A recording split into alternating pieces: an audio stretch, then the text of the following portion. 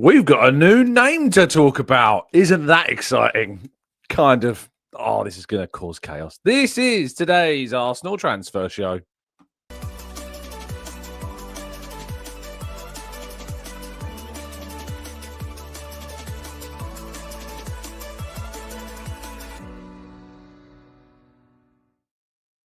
Hello and welcome to the Gooner Talk, back again with you guys and girls for another episode of what is the Arsenal Transfer Show. Joining you every single morning at 8 a.m. UK time. Thank you so much, as always, for joining us today. Really appreciate it. It is indeed greatly humbling to see so many of you always in the chat box and listening and tuning into the shows. Thank you so much for doing so. Good morning to all of you joining us live this morning, and of course those listening on audio platforms on catch up as well. Good morning to Matt G, to Barry, to Tom, Carlton, Christopher, Rowan. Good morning to Black Sean and Claire. We've got Brian and Aidan and Tabani, Knowledge, Stevie. Harry's in the chat, who is not biased in any way, shape or form when it comes to the player we're going to be talking about today. Morgie, Dave, Gooner76, Summer Gooner, Paul, Adrian. We've got Hoodie Gooner and James. We've got Mark and Pat. We've got Martin, Mike, Claire. And plenty more I've probably said over and over and over and over and over again. But thank you so much to all of you that are listening. Do drop a like. Do subscribe. We've actually been hitting like 1,000 likes on the videos pretty consistently, despite, of course, me not really necessarily saying, like, yes, let's do the 1,000 like challenge. But thank you so much, as always, for doing that and supporting it, because it does help. It does mean a lot. So thank you to you all. And those, of course, leaving any reviews on Spotify and iTunes as well. Thank you. Of course, as that. Sophie's in the chat box as well, staying up to ridiculous. Oh, no, you're not staying up to ridiculous o'clock because you don't need to, because you're in Europe at the moment. Amazing. Right, let's jump into today's stories. We begin with the Arsenal releasing as many as 20 players across the men's and women's and youth sides come, of course, the start of June. The announcement of the exit of a number of players. Some, I think, may have taken some by surprise. Nathan Butler-Deji, of course. I don't think there was any surprise there about that. Reece Claremont, Kion Edwards. Maybe fans may be a little surprised to see Kion Edwards leave, but the centre forward, I think, you know, he's had his chance. He's been in the kind of the youth setup for quite some time. 21 years of age now. He moves on elsewhere. Jakai Fisher, Ramari Ford, Taya Goldie from the women's team, Jimmy Gower, fans will be aware of his name, Jack Henry Francis. I spoke to Jack Henry Francis a few weeks ago, and it's fair to say I'm not surprised to see his name on this list. Lena Hurtig and Amanda Elstedt also leave after massive contributions, of course, for the club and having a hand, of course, as well in the Champions League lift this season. Lena Hurtig coming on in the final. I think Amanda did as well.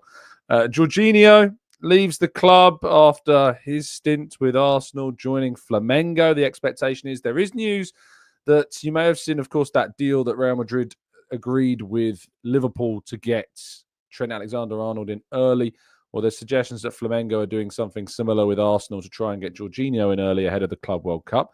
Max Kuzinski, Salah Eddin Adamhand, of course, the young kind of Dutch player who's been playing with Feyenoord before joining Arsenal.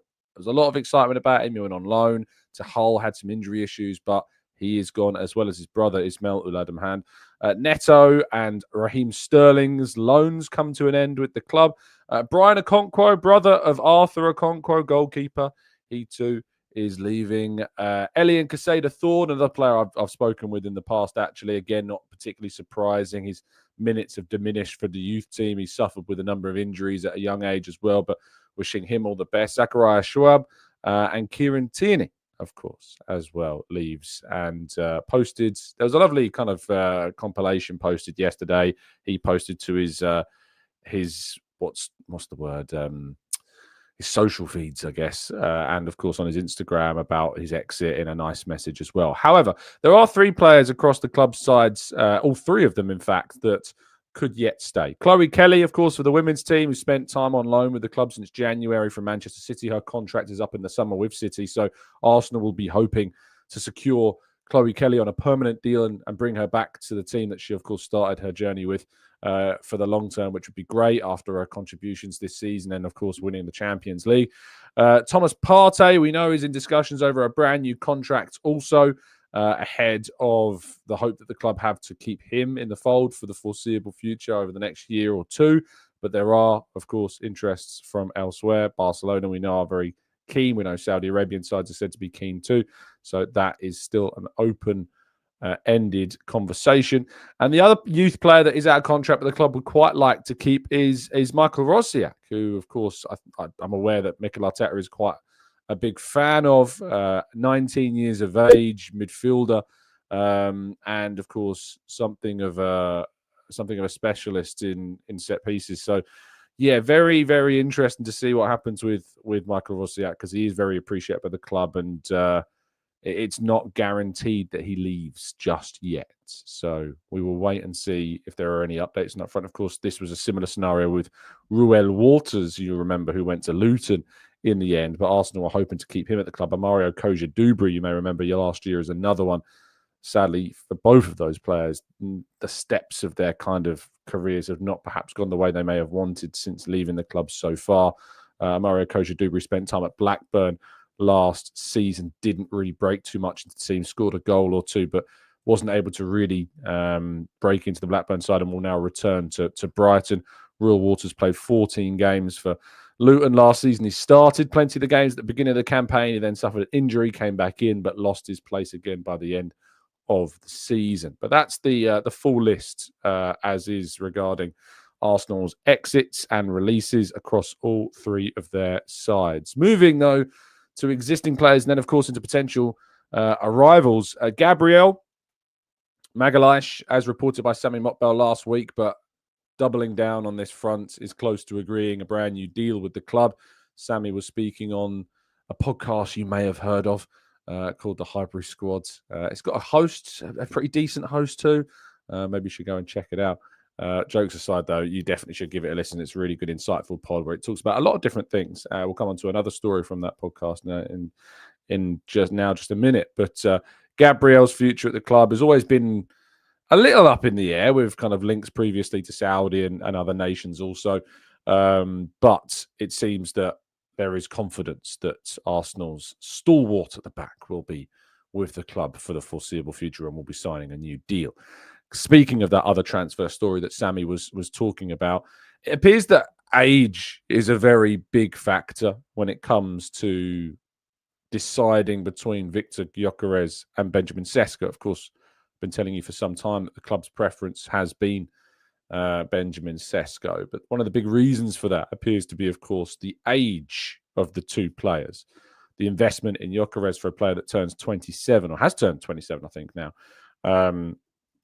is, of course, something the club are very aware of. And if you spend 60, 70 million, of course, on the player that is going to be, moving into his late 20s, and then, of course, in a few years' time, his 30s, there is the value, of course, almost diminishes as soon as you've bought him.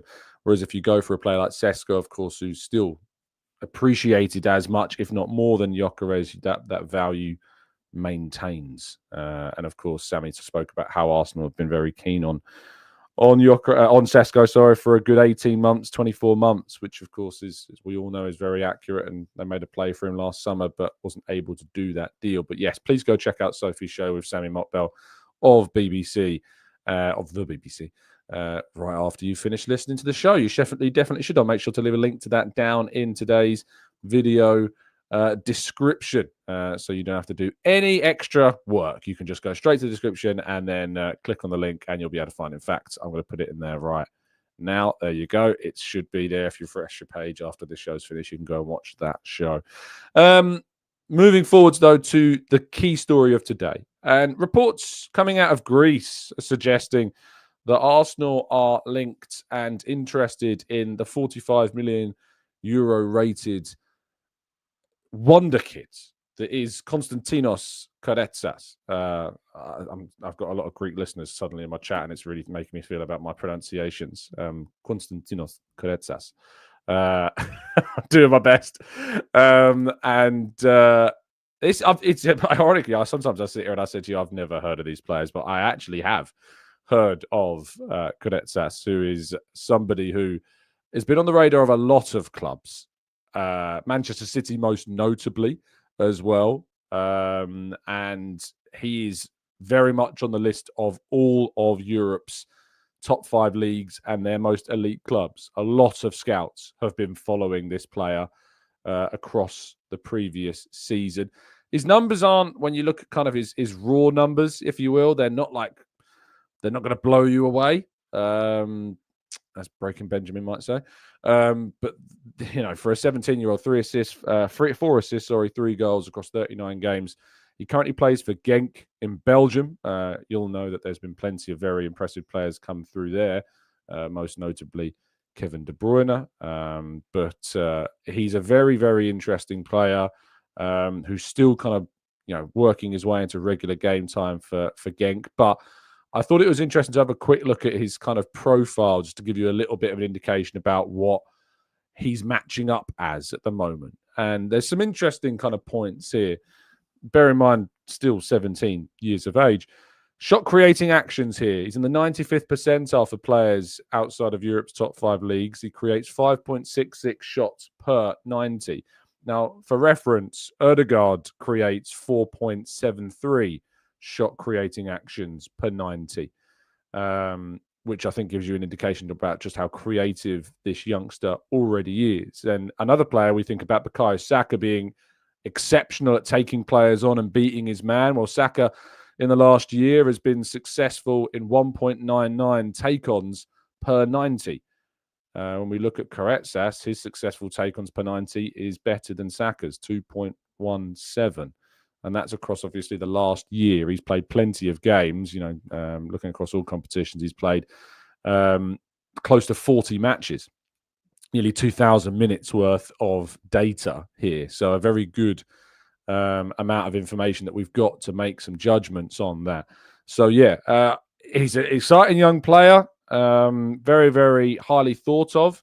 It's a lot of money, 45 million euros, about 38 million pounds. And a little bit of digging, I'll just say that I didn't get no, this is rubbish in kind of the digging that I was doing in the very small amount of time that I had this morning. But I was gracious to get enough of a reply from a contact who didn't push back. I wouldn't say it was like, yes, Arsenal are going to go for this, but like that it wasn't a case of like, no, which gives me a little bit of a, okay. So there's something in this that we're not really ready to kind of say no to. In terms of kind of like positioning wise, he is obviously an attacking midfielder. He can play in wide areas and has done in the past, coming through, of course, youth sides and the like. But he is predominantly an attacking midfielder. I think that Arsenal, of course, as I've spoken about, need to sign a player of an attacking midfield role. And that was always kind of the deal that would take a 9 out of 10 window in which Arsenal sign a striker, a wide player, a defensive midfielder, a defender, and a goalkeeper. 5. If they got the sixth player for me was always that attacking midfielder. So if they were to add Karetsas on top of all those players that I'd love them to try and sign, you're looking at a very good window. That said, there is therefore then questions about what does this mean for Winery? What does this mean for Max Dowman? Does it block their pathways?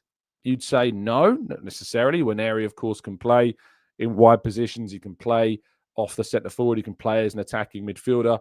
Karetsas can play as well in other areas. So there's lots of depth. And Arsenal need depth and Arsenal need options. And we know that because when players are out injured, we need to have players who can come in and deliver. But I think there's a consciousness about the idea that signing a 17-year-old attacking midfielder could have something that would affect kind of Dowman and Winery, but that's not the sense that I was getting in any of the conversation I was having. The other kind of thing that was kind of being spoken about was this idea of why Arsenal's business is not happening so early.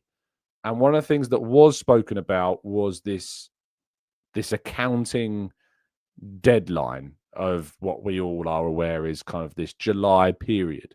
So for those of you that are already anxious that we're sitting here on the 5th of June and Arsenal haven't confirmed anything or that we're not seeing enough links and so on and so forth, This July accounting period appears to be something that is very much in the mind of Arsenal. Of course, Arsenal's spending last summer was pretty neutral in terms of what it spent and what it brought in.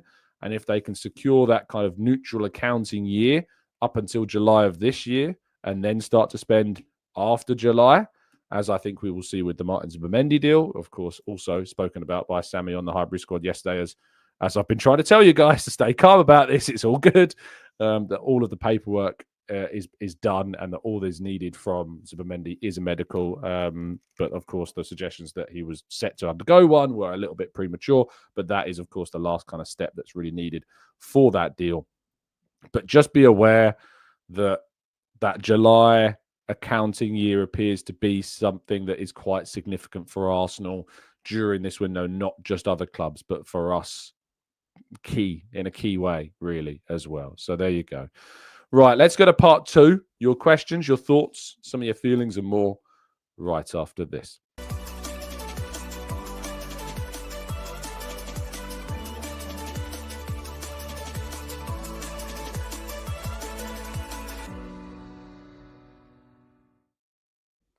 Right, this is, of course, part 2 of the show. I'll be tackling some of your questions, some of your feelings. So now is the time, indeed, if you would like to throw some questions into the chat box for me to try and go through as many of them as possible and answer as many of them as we can. We'll start with Munaf, who says, "Morning, Tom. Van Persie was 29 when he joined Man United and went on to win the Premier League. I'm not sure why Arsenal are worried about Gyokeres' age and resale value. Well, because he's not a guaranteed Premier League goal scorer like Van Persie was. So when you're signing a player who's £24 million, as Van Persie was back then from Arsenal, which is nothing in today's money, obviously. Even back then, 24 million wasn't necessarily seen as a massive, massive fee. Who's already scored well over 100 goals in the Premier League, it's the no-brainer. But when it's a player, of course, who's scored around 50 Portuguese league goals, and of course has not got the same guarantees of being able to translate that to the Premier League, it's a very, very different kettle of fish. So I think that's why. So that's why there is a difference between the two. Through the Barrel says Zubimendi is going to go to Real Madrid. Sociedad want an additional month so they can get more money from Los Blancos. I mean, he has a release clause, so it's not about getting more money, mate. Punfi says, what about Semenyo? Premier League proven, 16 goals and assists, getting close to his best, a better physical presence compared to Zubimendi. I mean, there's no point comparing Semenyo to Zubimendi. They are very different players. Semenyo is obviously a wide forward, whereas Zubimendi is a defensive midfielder. But 25 years of age is Semenyo. Again, he's certainly someone that has been on Arsenal's list from the sounds of things, but not necessarily. We haven't really heard anything concrete on that front for a little while. But he's not someone that I would turn down or turn my nose up at. Semenyo, I think he's a very decent player. John says, I watched Germany against Portugal last night and Sane was terrible, or as the commentator said, underwhelming before he was substituted. Not for me, thank you. And that certainly aligns with where I'm at. I'm just not keen on the whole Leroy Sané scenario. But I guess if Arsenal were to sign, say, that youngster Karetsas and then, of course, add Sané, does that balance it out a little bit? Maybe, but I really do want Arsenal to go for a proper wide forward. And Adam Lookman really does stand out to me as a potential market opportunity this window. Nathan says, is there any truth to MLS's links to Real Madrid, or is it nonsense? The only thing that's nonsense is that he could leave. Is it nonsense that Real Madrid would have their eye on one of the best young players in the world? No, of course not. Real Madrid will be across and scouting loads of talents, loads of players, especially because the left back is a position they may look to sign players in the future. They've got Fran Garcia, they've got Ferland Mendy, but they definitely will be wanting to look at a long-term left-back option, but Arsenal have no intention of letting him go. And contract talks over his future are, of course, underway, and he is expected to renew his deal with the club. Michael says, makes sense for Karetsas. We were after Sfera Nipan, but that fee seems too much for someone who is not a starter. Maybe he'll become one. Balaguna says, did you watch the Germany-Portugal match? No, I didn't. I try and take my mind off football when I'm not working these days. How good is it? How good is Conceição? I'll have him at Arsenal, rapid and full of trickery as well. Conceição, of course, the son of Sergio Conceição, the former Porto manager, Francisco Conceição, though, the player who spent last season on loan from Porto with Juve, scored 3 goals in 26 league games, 5 goals in 37 matches for Juve across the season. He still is only 22 years of age, can play in a number of attacking positions. But I'm not sure he's the one, but he's certainly an exciting player, but I'm not sure if he is the guy. 11 Mod says, top dog, honestly, do you think that Odegaard lack of form was due to him not getting sleep, due to a baby? Seriously? It's mad what people kind of twist themselves and turn them into to think that, that would have such a significant impact. It's a big change in your personal life, but I think the injury and the fact his ankle was rather seriously injured is the main reason for Odegaard's form, and the lack of ability to be able to rest and rotate him as well also played quite a big deal. Dembo says, Tom, what is your thoughts on the Zubimendi interview? Not much, to be honest. I don't really have any thoughts on it. I think it's just bluster. I don't think it's anything to worry about. David says, why doesn't this July thing affect City and Chelsea? They spend millions all the time. You'll have to ask them, David. I don't know. But for Arsenal, the July accounts is something that we are aware of. And obviously, Arsenal want to work very comfortably within the means of UEFA financial fair play, more so than the PSR. But it's something that Arsenal want to work within. And you'll have to ask City and Chelsea, I'm afraid. Bear in mind, those are two clubs that either have faced sanctions in the past or, of course, could face sanctions in the future. Michael says, Tom, there's a rumour that Man City and Barcelona are interested in Dowman. I mean, I wouldn't be surprised. I'm sure every single big club on the planet is looking at Max Dowman. Inspired Channel says, I think the club have done a lot of work on Sesko. I don't think they'll just change their minds on him now. Soup says, if this deal for Konstantinos Karetsas does happen for such a fee, do you think that points towards Arsenal identifying different priorities to what has been believed by most? No, not at all. Arsenal's priorities, certainly in their investment, stands with the centre-forward position, the defensive midfield position, and, of course, a wide player as well. But they are also after a versatile attacking midfielder, as we've been speaking about for quite some months now. They are interested in Eberechi Eze, as we've spoken about as well. So attacking midfield is definitely an area that we know Arsenal are keen to strengthen in. Bakayo Martinelli says, hi, Tom. Don't you think spending 45 million on a kid suggests that we probably could have a larger budget and larger sums that could be allocated to 3 proven attackers? Would it not be better to use our resources in that way? Who was it I was talking to? I can't remember who it was who said it. One of our recent guests, maybe one that we pre-recorded for the summer, but someone made the really good point, is that people are thinking that the 25-6 season is the only season that matters. And when Arsenal, of course, complete transfers, they complete transfers with a long-term strategy in mind, that you don't just complete deals for players for the now. The investment, of course, every single summer has to be done in mind of not just now, but also the future. And so if that stops, you can suddenly put yourself into quite a difficult scenario. Arsenal, of course, have lost players like Tierney and Jorginho this summer. Partey's future is still up in the air. They've got a lot of aging players in the group. Trossard, Zinchenko, of course, that we're aware of as well. Gabriel Jesus is certainly not getting any younger either. And that, of course, has got to be on the minds of the club when they invest money in players. So you've got kind of that churn, that turnover of talent across the long term, not just the short term. And certainly Arsenal's investment in the attacking kind of areas, the wide area, the centre forward, that will be designed to have an impact not just for the future, but certainly for next season too.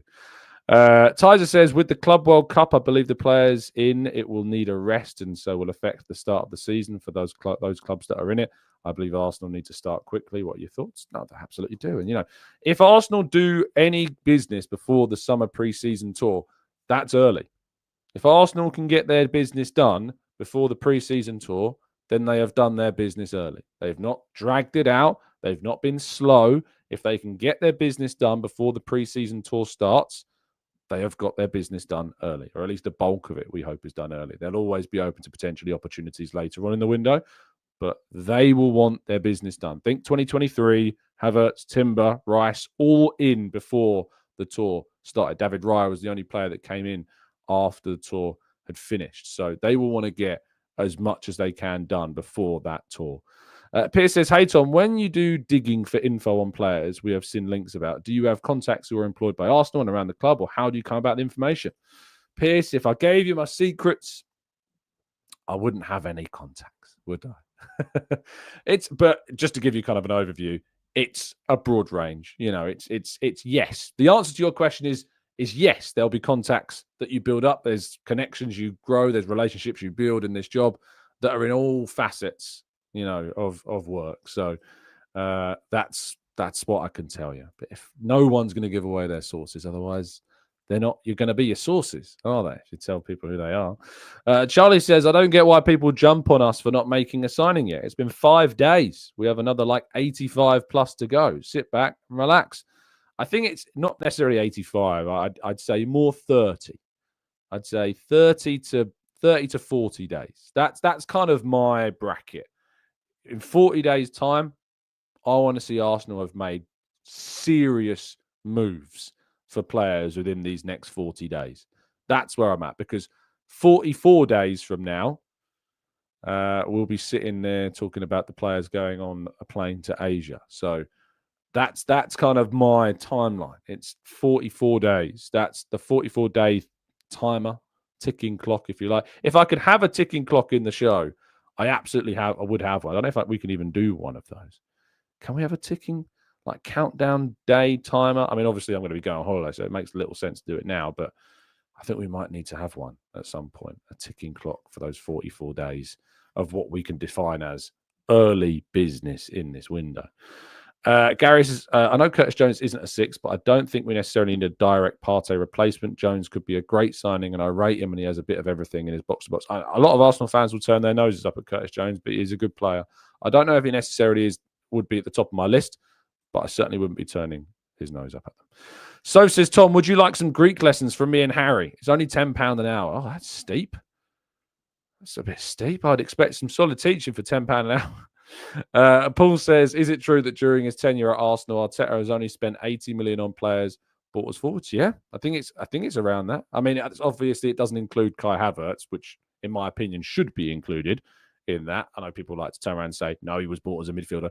No, he was bought to play multiple positions for Arsenal, including forward roles, not just because he started. And the reason we know that is because he started the Community Shield game against Man City as our centre forward before the season even begun.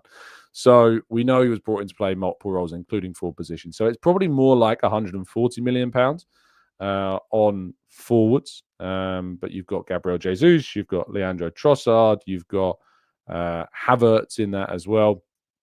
But I imagine the 80 million they're doing is just Trossard and Jesus. But Havertz is definitely involved in that tally. But it's far more on the defence and midfield. And to be honest, I'll be very real with you. There's a very good reason as to why Arsenal have spent less on that area as opposed to other areas of the field. When Arteta took over at the club, Arsenal were a defensive mess. We were leaking goals like a pipe full of holes.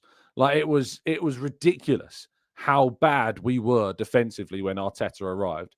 We didn't have a defensive midfielder. We didn't really have a solid centre-half pairing. We didn't really have the fullbacks that were required. We didn't have a solid defensive system. Our goalkeeper was still very much a question mark. So all of the money, really, the bulk of the 700-odd million, and it's not a billion. Someone sent me a DM the other day saying, Sky Sports said Arteta spent nearly £1 billion on players. I did the numbers yesterday. It's less than £700 million. So the whole thing about Arsenal have spent near £1 billion on transfer. I mean, what a load of rubbish. Arsenal spent less than £700 million on players since Arteta has arrived. But when it comes to kind of the bulk of that investment, most of that have gone on the defence and the midfield because we were leaking goals like crazy. So Saliba, of course, has been integrated. We didn't have to spend money on him when under Arteta because he was already here. Gabriel was Arteta's first permanent signing. His second permanent signing that cost money, Willian aside, obviously it was a free transfer, was Thomas Partey. Then, of course, we've looked at bringing through Zinchenko and signing him. We've brought, of course, Jurriën Timber and Ben White. We've added Jorginho into the fold. Declan Rice has come in. So we've spent a lot of money on securing David Raya and Ramsdale, on securing that area of the team. Because if you've got that as your foundation and you've already got Saka and Martinelli at the club, as we did, and of course we had Aubameyang and Lacazette when he came in as well, Reece Nelson was still at the club. I think there was somebody else as well. Smith Rowe, of course. Smith Rowe was, of course, here too. So we already had plenty of attacking talent, but we needed to make sure we invested and transformed the defence and the midfield. The only real player that we had in those aspects that is still here now is Saliba. Everyone else is either new or has been brought through in the case of Miles Lewis-Skelly. Only player that was still here, Pepe, as well. Well, Pepe didn't really count, did he?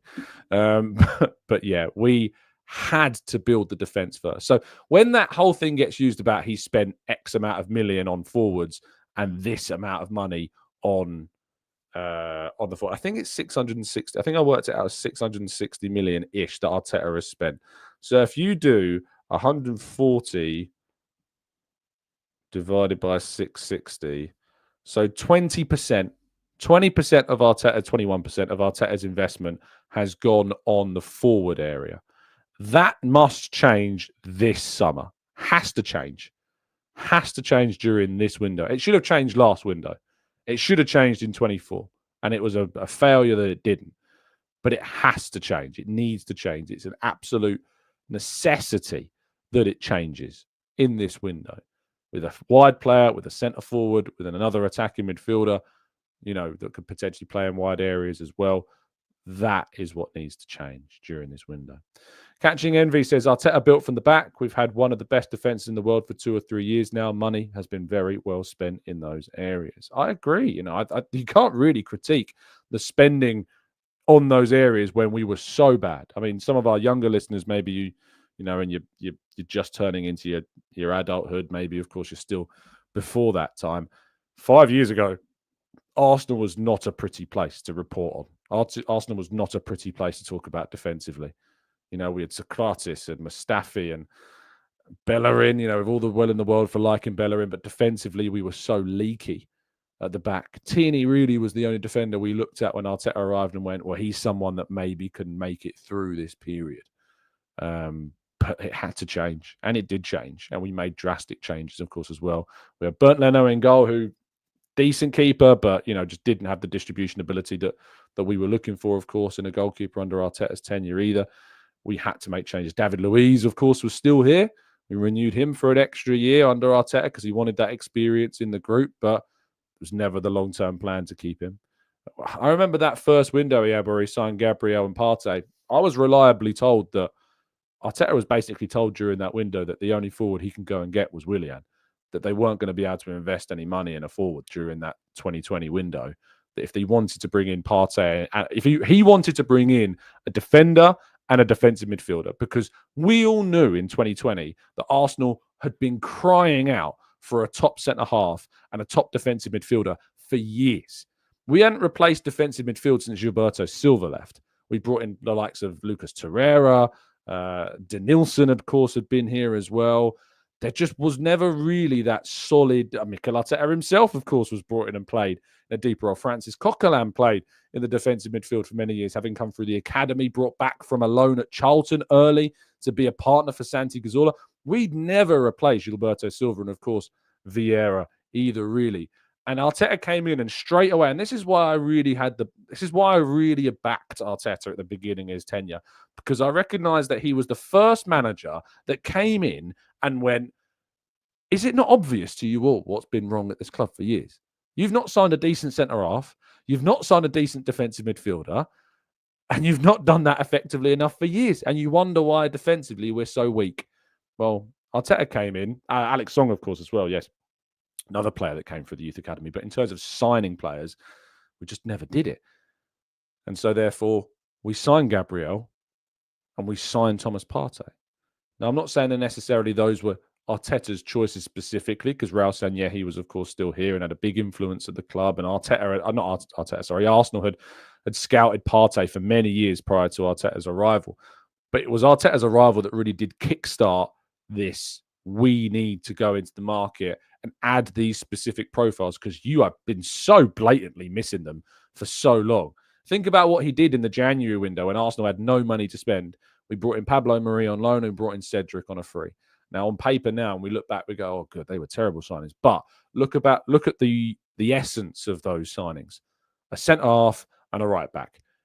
From day dot, from minutes in the door, with very little, if anything, to spend at all, Arteta was trying to change that element of the team because he knew that Arsenal could not go that way, could not go upwards unless we solved our biggest problem, which was how awful and error-strewn we are at the back, or were at the back.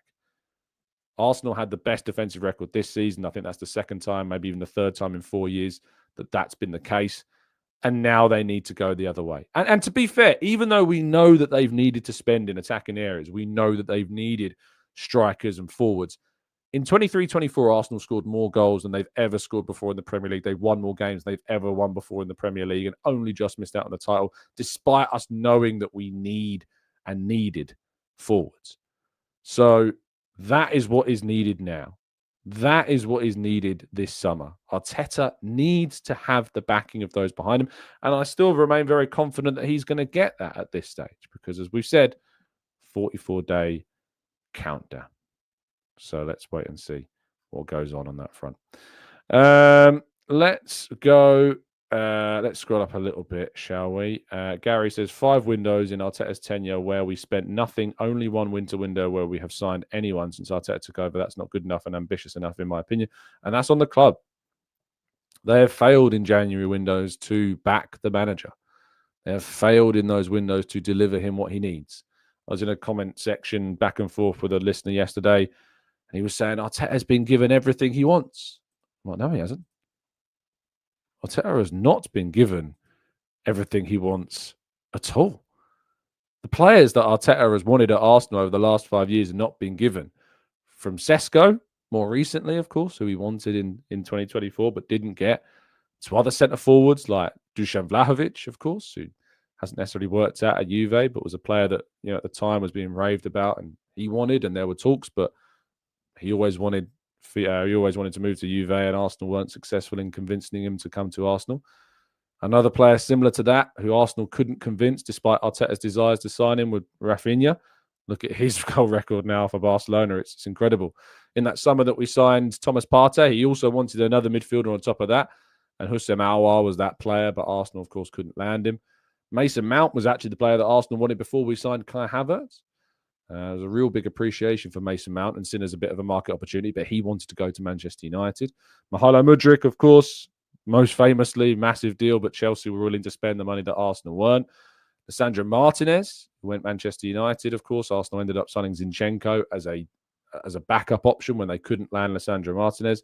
Moises Caicedo, they put in several bids for him at Brighton, but in the end, he went for absolutely stupid money to Chelsea. And, he's a very good player, but I don't think he's worth that amount of money. Nico Williams, we've known, has been a long-term target of Arteta's, but in the end, it just doesn't seem to be feasible. Another midfielder that was very, very, very much liked by Arteta was Bruno Guimaraes while he was at Lyon, but Arsenal didn't get the player in another January window where Newcastle stole a march on them and got the player in. And obviously, probably the most famous player that Arteta has been a big fan of for a long time, but the club have never really pushed to go for, was Alexander Isak. I remember reporting those stories at the time when he was at Real Sociedad and Arsenal, and the hierarchy were kind of balking at the time at the release clause and the money that it would cost to bring in Isak at that age, with his record not necessarily being as impressive as maybe they want to be for a player that they would have to invest that amount of money on. And in January of 2025, they did bid for Ollie Watkins. There wasn't unwillingness from Arteta to bring in a striker in that window that was not the striker that he wanted. He recognised that they needed that reinforcement and he was willing to compromise. And so they made a bid for Ollie Watkins. But it wasn't a bid that Villa were willing to accept. I think it's a mistake on Villa's behalf. I think that bid that Arsenal put in of 40 million plus add-ons is a record-breaking bid for a player of his position and age from a Premier League club to another Premier League side. No other club has bid that high for a player of that age from one Premier League club to another as a centre-forward. So he's missed out on a lot of players that he's wanted. He's not been given the players that he's wanted. That needs to change this summer. Arsenal have to get their priorities. If he wants Sesko, get him Sesko. If he wants a specific wide player, get him that specific wide player. If he wants an attacking midfielder of a specific nature, get him that player. If he wants Zubimendi, get him Zubimendi. Because I want to be in a position at the end of this window, from a fan point of view, where the only person I can point at if things don't go well next season is Mikel Arteta. That's what I want to do. If Arsenal aren't winning things next season, the only person I want to turn to, it's not Josh Kroenke, it's not Andrea Berta, it's not the hierarchy, it's not injuries, it's not rest. I want to turn to Mikel Arteta and be like, why haven't we won things? You've been backed. You've been given the players that you've wanted. We've spent the money. We had the 9 out of 10 window minimum that we all want and need. Why haven't we won things? That's what I want to be at. That's what I want to be in a position to be able to do. And I sincerely hope that we are in that position, because that's what you want to be in. If the manager's been given everything he could ask for, there's nowhere to hide. Nowhere to hide whatsoever. It's like when you see those chefs on MasterChef do a really simple dish and they say, there's nowhere to hide with this. If this doesn't work, that's on you. If this isn't good enough, it's all on you. There's nowhere to hide. It's nothing about the combination of ingredients. It's nothing to do with the produce or where it's come from or the fact they're not being able to get the ingredients you wanted, whatever. It's a simple dish. Has it worked? And the only person to hide behind is yourself, of which you can't do. So that's where I want Arsenal to be. I want Arsenal to be in a place where I can only look at him. Barbosa says, Arteta has had his time. Give someone else a chance. I'm not dissing him, but something has to change. Who then, Barbosa? Tell me who. Who is that guy for you? Efe says, Arteta has wanted Vlahovic, Isak, Watkins, Rafinha. How do you still believe he doesn't want good attackers? Indeed. Anna says, hi, Tom. According to me, I love this, as in Anas, not me. According to Anas, Arsenal should sign Osimhen over Gyokeres and Sesko and should go all out for Nico Williams. I'm less keen on Osimhen. I think we've talked about that quite a significant amount of length. And Nico Williams is very, very difficult for a number of reasons. I wrote a piece about him yesterday, actually. His wages, the injury record is not... I have an issue with that. I like Nico Williams a lot, but there are risks associated with him. I've really kind of soured a little bit on the Nico Williams front recently, just because of the injuries do concern me. And the wages are huge. Tizer says, I look back on strikers of old and all the different types of goals they scored, lobs, dribbles, ball striking. I look at strikers now and I don't see some of the natural abilities. Are strikers now being overcoached? Maybe. You don't really have the pure nines like your Alan Shearers of back in the day anymore. There's so much more expected of a centre forward in 2025 than there was before. Why are we shouting in the chat? Let's go to Derek, who says, the Mickey Mouse have already done some serious business, as have other teams. What's to do with the Gunners? We kind of talked about this. 44 days. 44-day countdown. That's the period of time in which Arsenal have got to be on it and get their business done early. That's what we need to do. Ryan says, Tom, if we get Sesko or Gyokeres, would you be content with signing Semenyo? He is ambidextrous and can play on the... I wouldn't say... I'm not against it. I'm not here saying, no, I don't want to sign Antoine Semenyo. I'm just concerned that we miss out on someone maybe better. Would I prefer an Ademola Lookman? Yes, I would. I'd prefer someone like that. So that's kind of where I'm at with the wide forward position. But I wouldn't be... wildly against it. I just don't know how much of an improvement he is on what we already have. I don't know how much of an upgrade he already is. I could be proven wrong, and I'm certainly not the gospel when it comes to Arsenal, but it's just my view. It's just my opinion. Let's go to Ajmal, who says, do you think we would end up failing to bring a striker again by waiting until the end and failing to meet the selling club's valuation? Is bringing Zubimendi and a centre forward enough? No. Just those two on their own are not enough. No. Absolutely not. As I've said before, our checklist, I feel like if we're going to put a day timer, we should have kind of a checklist of what the expectation is for a 9/10 out of 10 window. Striker, wide forward, defensive midfielder, defender, backup goalkeeper, and then if you're lucky, another attacking midfield type to come in. That's my perfect window. And other than the attacking midfielder, which I think is a bonus, those 5 are minimum requirement for Arsenal in this window. Minimum requirement. Sean says, I'm an Arteta fan, but for those who think he should be fired, could Arsenal even afford to pay another elite coach? Look at Inzaghi. I know. All those fans that wanted Inzaghi. Look at what's happened there. Richard says, how can City spend as they are doing? Like, never mind the 115. How are they spending that much? I mean, obviously they've kept winning, Richard. They've won leagues. They've won Champions Leagues. What comes with that is, of course, a lot of revenue. But until this stuff goes on, of course, and we get an answer for it, Or maybe we'll get some more information on that this year. We hope we should do. Charlie says, any news on the away or third kit? The new home kit is beautiful. I got it when it dropped. I think if you search on the net, you'll find plenty of leaks. I think it's pretty obvious what now the away kit is going to be. Just do a little bit of Googling and you will find it. Red says, Karetsas, is Harry now doing our recruitment? Potentially. He's worked his way in. He's been giving Andrea Berta some tips about some Greek youngsters he wants us to sign. Dan says, some of our signings have been abysmal. Indeed. Some of them really, really have.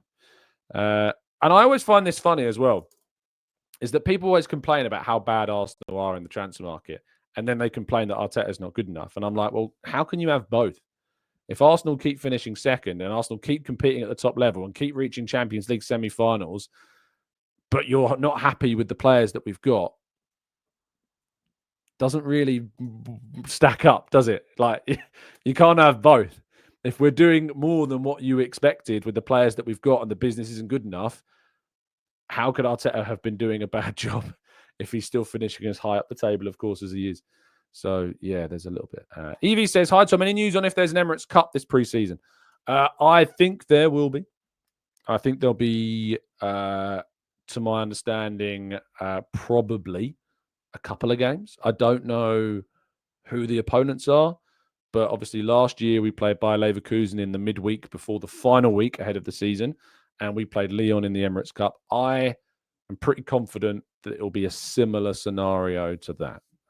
So that's what my understanding is. I put a piece out about that the other day.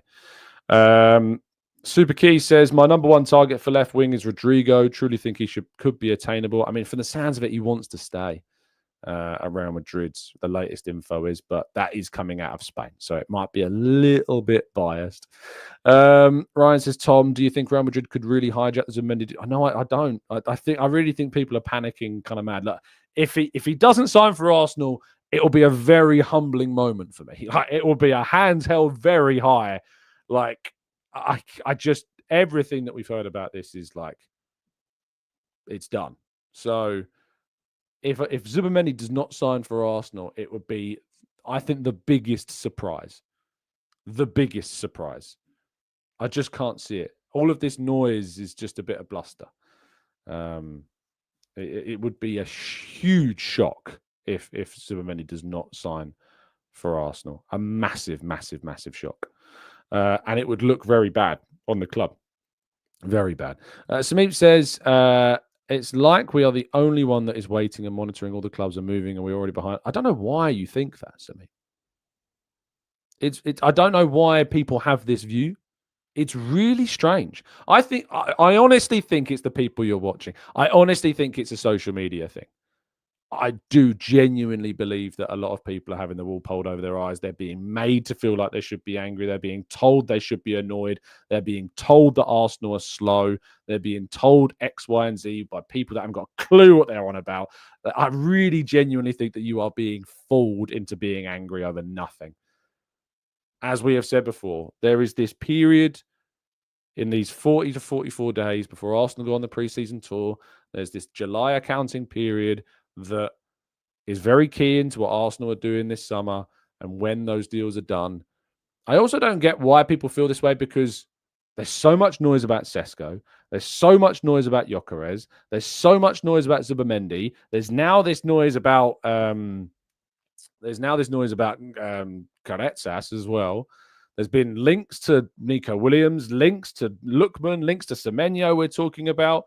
There's been links to backup goalkeepers that now they have to pivot to somebody else because Juan Garcia. And yet people think that we're not doing anything. I don't get why people think this way. It's like, I look at everything you read on your timeline or when it's coming out in the news or it's coming out of stories, and they're like, I'm going to ignore all that and I'm going to say that we're not doing anything or we're not doing anything quick enough. I get when people are like, Arsenal on day one should have brought someone in. They didn't bring someone in on day one. Not good enough. They should have been ready. They've been there for 6 months.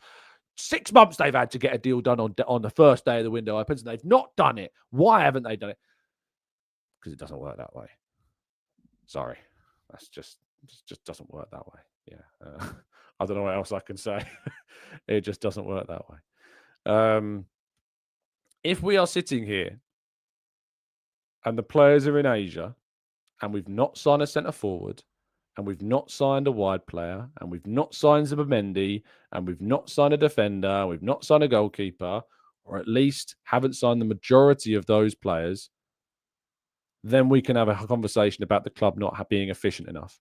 Then we can have a conversation about the club not doing and backing the manager effectively enough in the window. That's when we can have that conversation. I'm sorry to pee on your cornflakes of those that really want to be angry this early on in the window. And we can be angry later. I'm not sitting here and saying that you can't be angry then. You can be angry then. I'll be angry then. I'll be annoyed if Arsenal haven't brought in their players before they fly off to Asia. I'll be very annoyed if we haven't done that business then.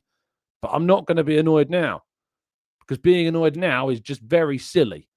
Very, very silly. So that's the thing that we're seeing in right now, is this reality of the transfer window, that it is what it is. I'm not telling you that at no point in this window are you allowed to be annoyed. That's not what I'm telling you.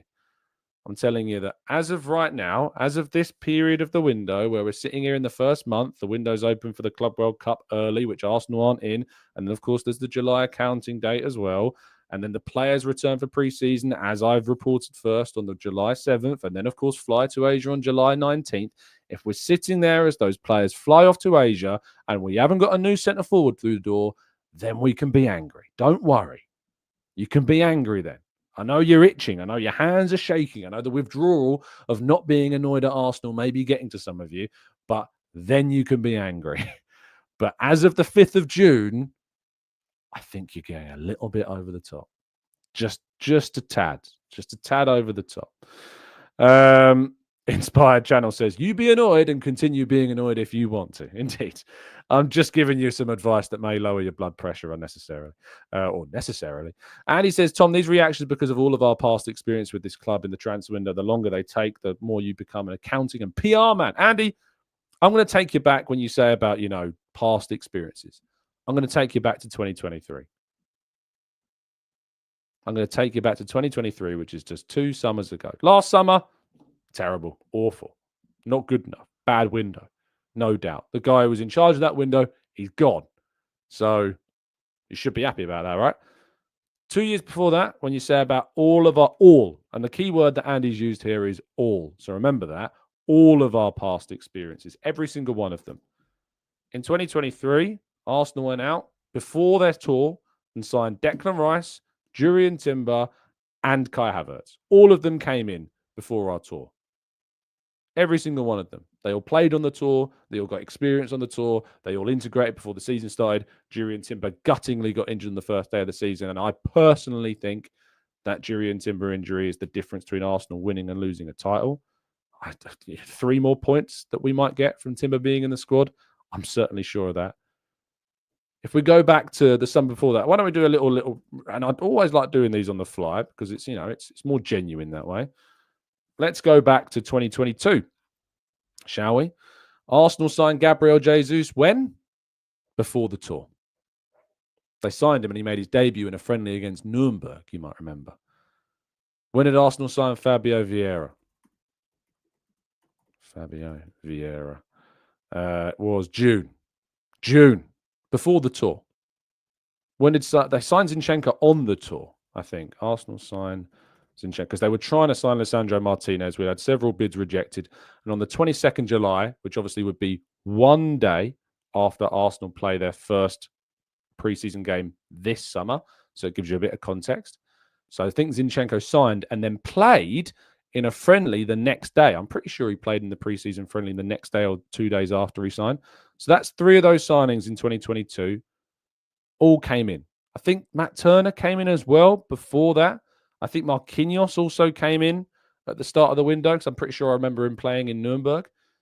Remember, Andy's perspective is all of our past experiences. Remember that word. Let's go back to 2021. Arsenal signed Ben White. When did we sign Ben White? Arsenal signed Ben White on 30th of July. So this deal took place before the Emirates Cup, but slightly after the tour that summer.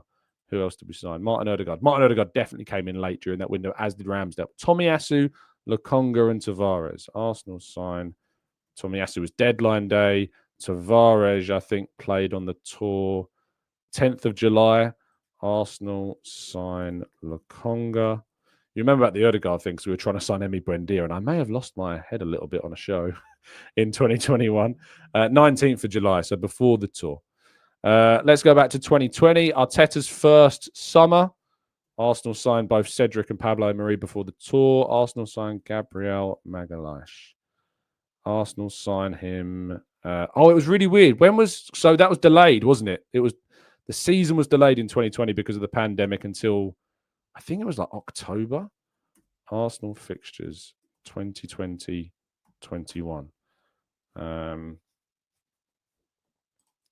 Let's scroll back to 2020-21.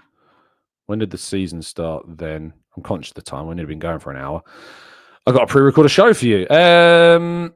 The first pre-season games were... We played MK Dons on August 25th. So when did we sign Gabriel Magalhaes? On the 1st of September, was it, did I say? Arsenal signed 2nd of September, and our pre-season game was on the 25th of August, and then the Community Shield was the 29th of August, and then we started the season on the 12th. So he came in before the season started, but sadly not before pre-season. So if you look back over all of those years, if your opinion is like Andy's, which obviously we've proven to be wrong, and that every single year, as Andy pointed out, all of our past experiences, the longer they take, the more we become a PR man, a PR accountant. And I guarantee you, I don't think Andy would have taken any responsibility for his error in his comment, most likely not. But we know that in 2024, Arsenal really did, what the bed. Terrible window. 2023, all three major signings came before the preseason tour. In 2022, Gabriel Jesus, Fabio Vieira come in before the tour. Zinchenko comes in while we're on the tour. One game, I think, into the tour. Early business. 2022, or 2021, sorry. Tavares, Lokonga come in before. We try and sign Buendia before the tour. Fail. Get Odegaard after the tour. Ramsdale came in late. Tomiyasu came in late. Ben White came in just as the tour finished before the Emirates Cup friendly. 2020, Arsenal managed to, of course, sign two big players in Gabriel Magalhaes and Partey, but they did come in towards the end of the window. So we know from this evidence that as the seasons have gone on, in 2022 and 2023, Arsenal got their big business done early. 2024, not a successful window. We didn't do it proactively enough. We didn't sign the players early enough. We didn't do a good enough job in that window. We know that. But this idea that it's the experiences that trigger you that apparently are from every single year, and that every year Arsenal are slow and too late to get business done. We know that that's not true. So I guess my question is to Andy and to others who have this point of view is, now you've seen the evidence, now you know the facts, are you going, oh, you know what? Not all of our past experiences are like that. In fact, it's probably half as bad, if not doubly as good, depending on if you're a half glass full or half glass empty type of person, as what I previously thought. And actually, in 2 of the last 3 summers, Arsenal have got their business done early and got their big business done before the preseason starts, or ever so slightly just while it's on it, in case of Zinchenko, when that was obviously a pivot away from Lisandro Martinez at the time. So just let me know if that's changed your view. Or the other side that you could choose to do is to ignore those facts, ignore that evidence, and continue to be annoyed despite everything being shown to you rather clearly. You let me know. Have an absolutely fantastic day, people. Enjoy yourselves. Stay safe. Stay well. Stay happy and respectful. I'm about to go off and speak to another fantastic guest that you'll be able to hear from as I'm away in Canada next week. But I look forward to that conversation, and maybe we'll talk a little bit about kind of the view of Arsenal and doing early business and all of that. Maybe that'll become the theme for the show. That will still be very relevant next week, of course, as well. Stay safe, stay well, stay happy and respectful. And as always, up the Arsenal.